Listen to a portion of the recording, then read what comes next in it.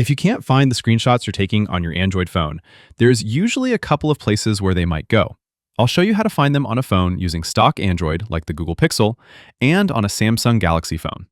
Let's look at the Pixel phone first.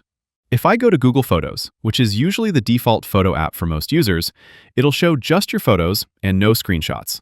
And that is because it keeps the screenshots separated from everything else.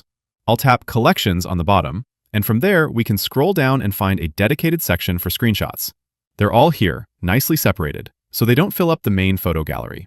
Another place you'll find them is in the Files app. You can go to Files, and then from the available categories, we'll choose Images. On the top, you'll see different image categories, and if I slide this list, we'll see there's a dedicated section for screenshots.